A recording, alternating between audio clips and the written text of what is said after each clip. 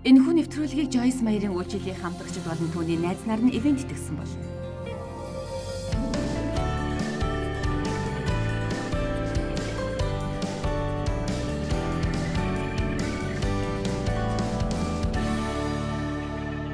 Юу бидний гомдолтой болгодог вэ? Зарим хүмүүс миний хийж байгаа зүйл талархлаа илэрхийлэхгүй байх үед. Зарим хүмүүс намайг үл тоох үед гэх мэт. Тийм ээ. Би зарим нэг хэлмээр байгаа зүйлүүдээ хэлээгүй л байна. Зарим хүмүүс надтай санал нийлэхгүй байх үед. Зарим нь миний санаанд хүрэхгүй байх. Зарим нь хүмүүсийн байж боломгүй байдал.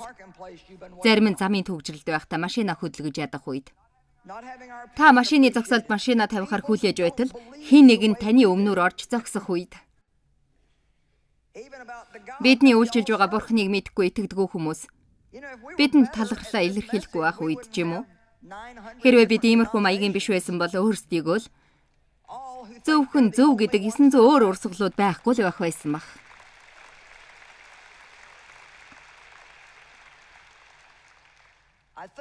Миний бодлоор эдгээр ханнууд л нурж унах хэрэгтэй байгаа юм да. Би эдгээр ханнууд бүгд нурж унахын төлөө амьдралынхаа турш найдаж залбирах болно.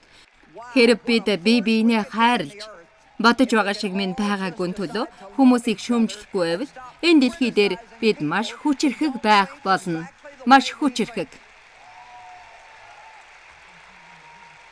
Та нарт л гэж хэлэхэд бид Деважинд очиход Баптист, Пентекост, Лютеран, Католик, Методист урсгал гэх мэт бидний хуваагдаад байгаа урсгалууд байхгүй байна. Миний бодлоор бидний хийх зүйл бол өөрчлөгдөж байгаа. Энэ эрен үед бид эв нэгдэлтэй байхын чухал гэдэг үзэл надад их таалагдаад байгаа ч гэсэн. Та харж байгаа үедээ бид нар бүгдээрээ л өөр. Хэрвээ өөр байгаа зүйлээ нэгтгэхгүй юм бол гэрлэлт сайн байна гэж байхгүй шүү дээ. Та бид хүмүүсийн өөр байгаад нь талархаж, хүлээн зөвшөөрөхгүй. Тийм зүйлээ ч гэсэн хүлээж авдаг байхад суралцах хэрэгтэй. Хүн бүр л өөр хоорондоо адилхан бол энэ дэлхий замбраагүй болох үсттэй. Тийм ээ, энэ танд ч гэсэн хамаатай шүү. Хүн бүр л тантай адилхан байсан бол энэ дэлхий ямар утгагүй байх болоо. Тийм биш гэж үү? Бид нар бүх зүйл илүү сайхан болно гэж боддог боловч үнэн хэрэгтээ тийм биш шүү дээ. Элч Паул, Колосой, Эфес, Филиппой зэрэг номнуудаа элчийн залбирлын тухай заасан бөгөөд би эдгээр залбирлуудыг уншиж суралцах маш их дуртай. Би заримдаа эдгээр залбирлуудыг ирж оролцож байгаа хүмүүсийн төлөө залбирдаг ба. Филиппой 1:9-10 дээр эдгээр залбирлын нэг нь байдгийн. Та нарын хайр жинхэнэ мэдлэг ба бүх ойлголцоор улам бүр бэлгсаар байх болтугай гэж би залбирдаг. Мөн тэрээр байгаа байдалдаа сэтгэл хангалуун байх хэрэггүй. Илүү хайрал, илүү мэдлэгтэй бол илүү гүн гүнзгийг хүрт. Үргэлжлүүлэн өс, үргэлжлүүлэн өс. Үргэлжлүүлэн өс. Өссөрвэ. Бид сурах зүйлсээ бүгдийг сурчлаа. Одоо боллоо гэж бодож хэрхэвч болохгүй. Ингэснээрээ та нар Христийн өдрийг хүртэл цэвэр, гэмзэмгүй байхын тулд аль нь сайн болохыг ялгах чадвартай болох юм. Тэр энэ бүгдийг хэлсэн гайхалтай биш гэж үү? Чухал болохоор л хэлсэн баг. Паул эдгээр залбирлуудад хэдэн зүйлийг хэлсэн. Ямар ч байсан Христийн ирэх өдрийг хүртэл ямар ч гомдлгүй байхын төлөө би залбирах болно. Тийм ээ, залбирах болно. Дуулал 119:165-д таны хуулийг хайрлагчид агуу амар амгалан байдаг бөгөөд тэднийг бүдрүүлэх зүйлч байдаггүй гэж бичсэн байдаг. Энэ ишлэлийг сонсоод та миний хэлснийг анхааралтай сонсож дараагийн хэдэн 7 хоногуудад гомдлох талаар илүү нухацтай авч үзэх байхаа гэж би бодож байна. Та залбирлынхаа сэдвт энийг оруулаад өдөр бүр залбирч бас гимшиж өдөр болгон өөртөө хэлж өгч байж болох юм. Миний хийх дуртай зүйл юу вэ гэвэл орой бүр орондоо орохынхаа өмнө эзэнд хандан эзэн минь ээ, би энэ шөнө унтах гэж байгаадаа баяртай байна. Би хүнд ч гомдлохгүй байна гэж залбирах хэрэгтэй байдаг.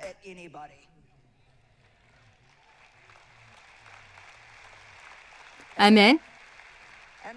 Тэгэхээр та үнэхээр өөрийгөө Христэд бүрэн зориулсан итгэгч байхыг хүсэж байгаа бол өөрийнхөө сэтгэл хөдлөлөө барьж сурах хэрэгтэй бөгөөд орондоо орохдоо хин нэгэнд гомдолж ууралсан сэтгэлээр орж хэрхэвч болохгүй. Энийг сонсоход хин гараа шалжижсэн шар хөөрч чадахгүй унж байгаа юм шиг болж байна уу? Бид нар хин нэгэн хүн зөв зүйлийг төрүүлж хийхийг хүлээдэг. Гэхдээ би танд л гэж хэлэхэд хамгийн түрүүн зөвийг үлдэг чинь хамгийн сүнслэг нэг юм. Зүгээр л урагшил.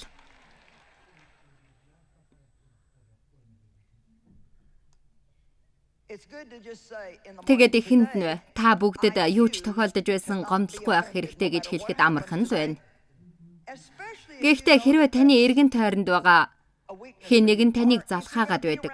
Эсвэл таны ажиллаж байгаа газрын хүмүүс амархан гомдолдог, бүдүүлэг, бас үл таамсарлсан хүмүүс байдаг. Тэгээд тэд тантай зогсгүй харцдаг бол энэ таны сул тал байх болно гэдгийг та мэдэж байгаа бах. Би өнөөдөр юу ч тохиолсон гомдлохгүй ажиллах болно. Бурхан минь намайг энэ өдрийн турш гомдлохгүй өнгөрөөх хүчтэй байлгаач гэж та шийдвэр гарга. Гомдол гэдэг нь хэн нэгэнд гомдол гаргах, гомдол хүлээж авах, үнэнд гомдлох зэргийг хэлээд байгаа юм шүү дээ. Есүсийг хүмүүст үннийг хэлсний төлөө тэд гомдолж байсан. Бид нар бол өөрсдөө байгаа асуудлуудынхаа талаар гомдолдог. Энэ талаар бүгдээрээ энэ амралтын өдрүүдээр суралцах болно. Таны хүсэж байгаа шиг байдал тохиогоогүй, хэцүүхэн амьдрал туулж байгаа үед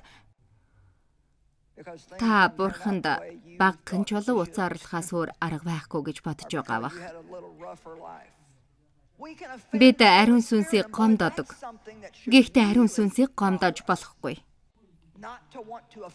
Та ариун сүнсийг гомдодгүй. Яагаад ингэж гомдох болов?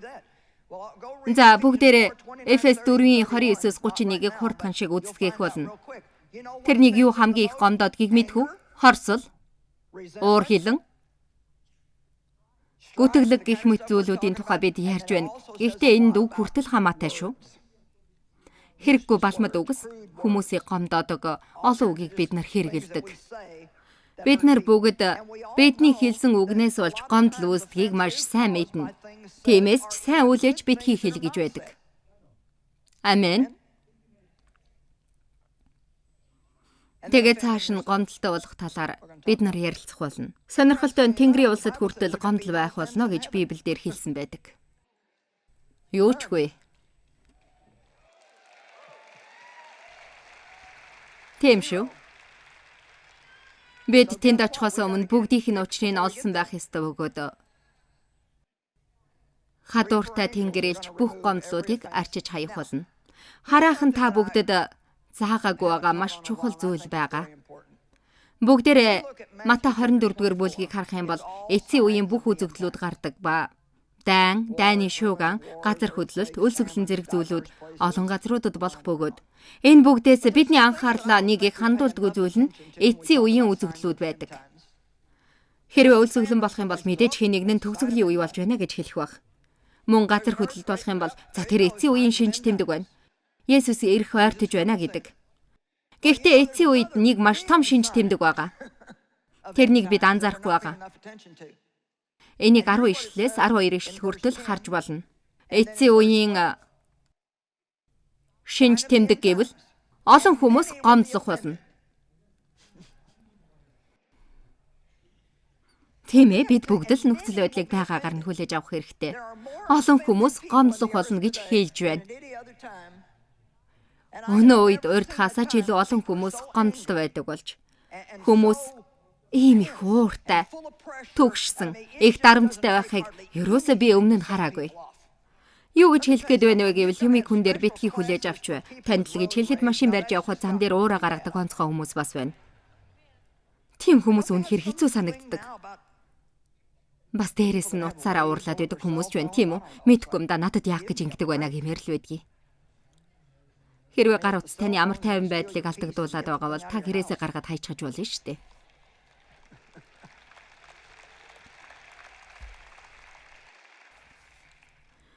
Олон хүмүүс гомдлож, эг дүүцэж, үл итгэж, орхиж, бүдэрч, унах болно. Энэ бүгд гомдлсноос болж байгаа юм. Зүрх сэтгэлдээ гомдолтой хүн сүнсээр хизээж үсдэггүй, амжилтанд хүрэхгүй. Удирдагчдын дунд маргаан байвал чуулган өсгөд саад болж байдаг. Энэ нь яг л алуурчин л гэсэн үг. Яг л алуурчин. Хэрв Магдалины аглагч дууны удирдаач нь чуулганы хэсэг хүмүүстэй маргалдаад тэд нар нь би тэрний үйлчлэлийг авах ёстой. Гэхдээ чадахгүй л байна гэсэн маргаа үүсч тэрнээс нь болоод хов живэх байгаа бол Магдалин хүндэтгэлийн дуу хизээж тослогдсон байхгүй. Та нарын чуулган дээр иймэрхүү асуудлууд гарч байна уу? Би Магдалин хүндлийг бүтэн сайнны үзүүлбэр л гэж боддог байлаа. Тэр үед би сайн ойлгоогүй байсан юм аа. Хинч надад өнөөдөр танд хэлж байгаа зүйлүүдийг хэлж өгч байгаагүй. Бурхан намайг дотроос минь өөрчилж дээрээс доошо хүртэл бүх талаар нь өөрчлөн зөв байдалтай болгох хүртэл би бүтэн сая өдөр болгон чуулганд явдаг. Чуулган дээр цай уух зур найзуудтайгаа нийлээд л пастор ингээд тэгээд хов ярьж өгдөг байсан. Мэдээ чуулган дээр юу ч болохгүй байх гэж юу ахав те. Ямар ч пастор чуулганд ярих бүх хүнийг баяртай болгоно гэж байхгүй шүү дээ. Харин та өөртөөгаа доторх хогоо цэвэрлэхэд анхаарч хэрвээ хин нэгэн чуулган дотор маргаа үүсгээд байгаа бол тэр хүнтэй нүүр тулан уулзаж ярилцах хэрэгтэй. Хэрвээ тэр хүнтэй ярилцаа тэр хүн өөрчлөгдөхгүй бол тэднийг чуулганыг орхиорой гэж шударгаар хэлэх хэрэгтэй. Хүмүүсийн хүч гарган хөдөлмөрлөж чармааж байгаа болгоныг үгүйсгвэл хизээч баяр хөөртэй болж чадахгүй. Хүний төлөө хит их хөлс хүч гаргахын хэрэг юу илээ? Тийм үү? Амен. Гэр бүлээ хэрвлээс хол хулгаар хийчих хэрэгтэй.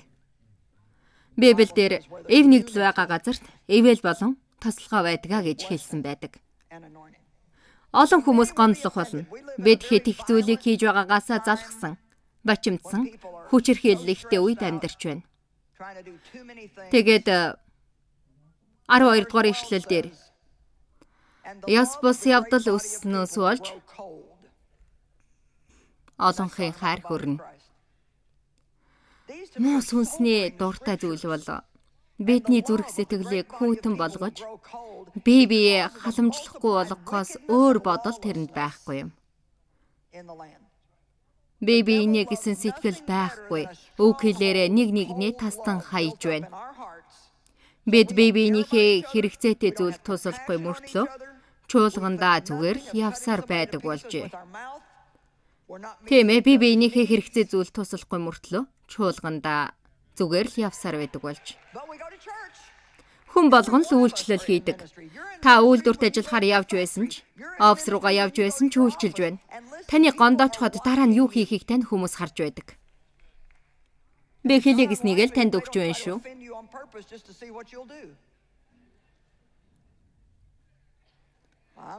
Тийм ээ.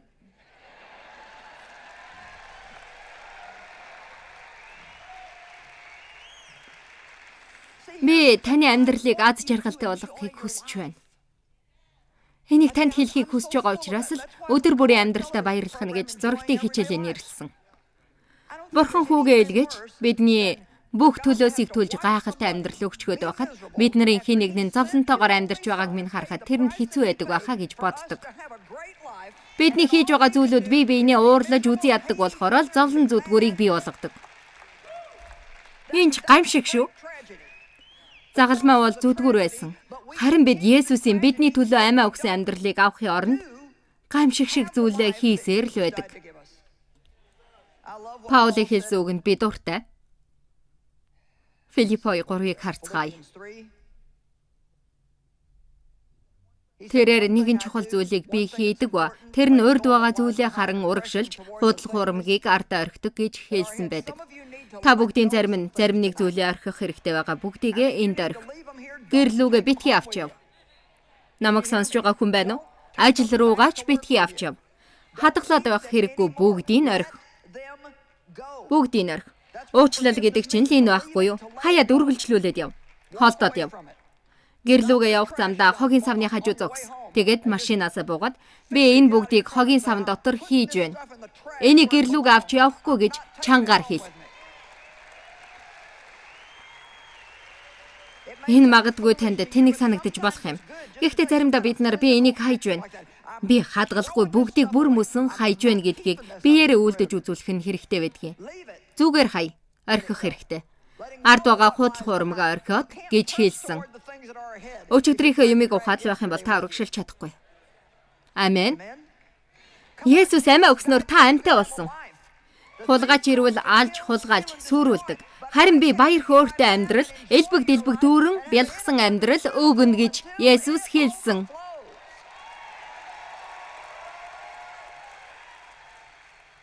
За тэгээд үргэлжлүүлээд Паул юу хэлснийг үздэцгээе. Сайн сонсоорой. Есүс Христ миний төлөө амиа өгч надад өгсөн бүхнээс би зуурч байна гэж тэр хэлсэн. Надад энэ бүгдийг өгөхийн тулд Есүс өгсөн учраас би зуурсаар байх хэрэгтэй. Та бүгдээс хэн чин тийм ээ? Би ч бас тийх болно гэж хэлхийг хүсэж байна уу? Өрөвдмөр Христэд итгэгч байхаа бүгдээрээ болцгоё. Миний сэтгэлийг зовоосон учраас би чамд уурлж байна. Энэ үгийг хэлснээр тэр хүний муухай зантай байна гэсэн үг биш шүү дээ. Танд л гэж хэлэхэд бид бүхэн тулаанд байна.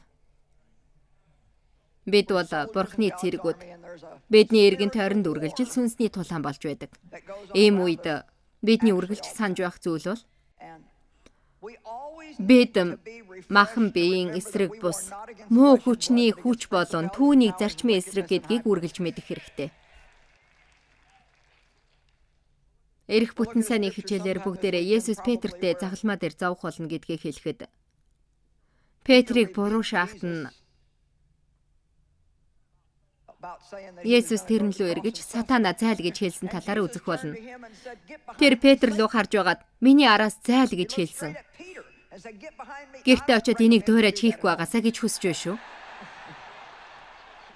Гэртээ харихаас чи өмнө залруулга хийсэн болж дээ. Бүсгүүчүүд гэртээ хараад л нөхөрлөөгөө чи бол муу сүнс гэдэж болохгүй шүү. Гэхдээ Есүс Петрийн ард хэн байгааг мэдэж байсан гэдгийг л хэлхийг хүсэж байна. Тэгээд тэр чи бол гомдолж саад болдог. Чи намайг Бурхны хүслээс холдуулахыг хүсэж байна гэж хэлсэн. Та муу сүнс хүний сул дорой байдлыг ашиглан хийж байгаа зүйлийг та буруутгаж байна уу? Тэр хүндээ хэдэн өдөр бүр бүтэн жил уурж байхаар муу сүнсийг буруутгаж, Бурхан тэр хүний сул дорой байдлыг хүчрхэгжүүлэхийн төлөө та залбирах хэрэгтэй.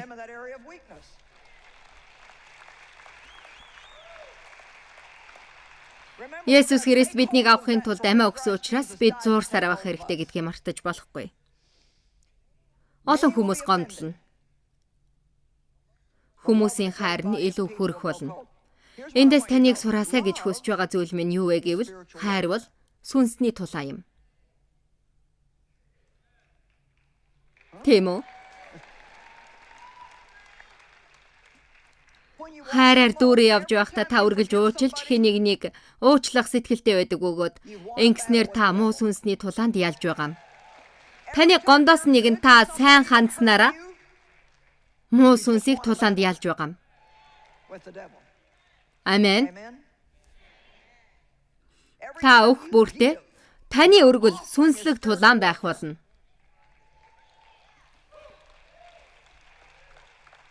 Сайн байна. Та нараас зарим нь юм ойлгосон юм шиг л байна.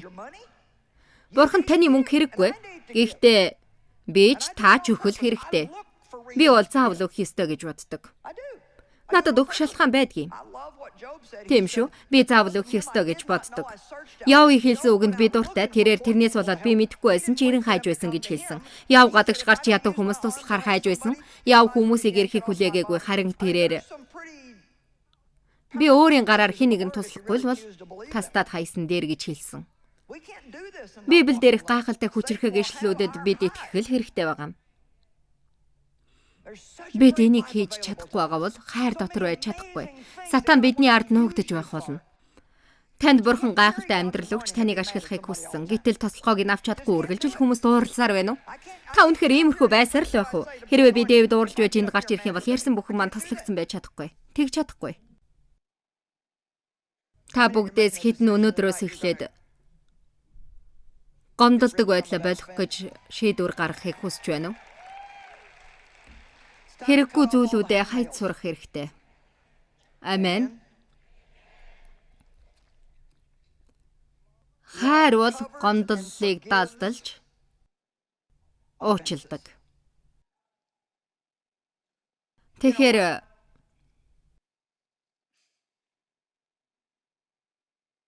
бид шинэ маягийн зүйлд суралцах хэрэгтэй байгаа. Та магадгүй хэрвээ хинэгэн бүдүүлэг хандхад сэтгэл санаагаар гутрах хэвийн л үзэгдэл гих бах. Гэхдээ хэвийн гэдэг зүйлийг шинээр өөрөөрөө харах хэрэгтэй. Таны хэвийн гэж бодож байгаа зүйл нь үл итгэгч хүнийхтэй адил байж болохгүй. Та эндээс гараад явахдаа өчигдрийн хшгэ байж болохгүй. Яагад гэвэл та өмнө нь мдээгүй зүйлээ сайн мэдэж авлаа. Таны мэддэг зүйл нэмэгдлээ гэсэн үг. Паул хэлэхдээ чи сүнслэг бус байсаар байх уу гэж хэлсэн. Тэрний хандаж хэлсэн хүмүүс нь чуулганд явдаг. Сүнсээр дүүрэн хүмүүс байсан. Гэтэл Паул тэдэнд хандаж та нар махан биеэрээ байна. Тийм учраас энгийн зүйлүүдэд захирагцсаар байна гэж хэлсэн. Та бүгдийн дунд атаархал, хорсол, маргаан, зөрчилдөөн байсаар байгаа бол та махан биедээ сүнслэг бус байгаа юм биш үү? Өөрийгөө хуучнаараа байлгаж, хүний хэмжүүрээр л байлгахаа өөрчлөх хэрэгтэй босуу. Хэрв Христийн дотор байгаа бол шинэ бүтээл болж, шинэ амьдралтай болсон бөгөөд шинэ хүч, шинээр байж болох зүйлтэй болсон. Тиймээс л Христэд итгэгч хүн амархан гомдлоод байх нь байж болохгүй зүйл юм.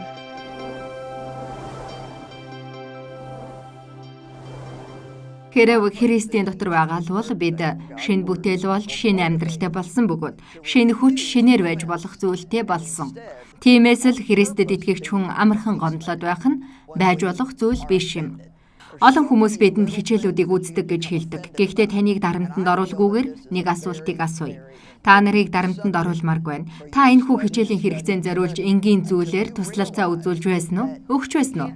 Сайн мэдээ бол үн төлбөргүй. Гэхдээ дамжуулалт нь үн төлбөргүй биш. Зурагтаар цацхад маш өндөр өртөгтэй. Гэхдээ Бурхны үг дэлхийд даяар хүмүүс тусалж байна. Бурхан бидэнд дэлхийд даяар зурагтаар гарах боломж олгосон болохоор таныг өөрөө зөвхөн энэ дээрээ суух биш, биднийг дэлхийд даяар хүмүүст хүрэхэд туслаасаа гэж хүсэж байна. Өнөөдөр өхөөргөл зурагтын нэвтрүүлгийн төлбөрт тусалж байгаа юм шүү.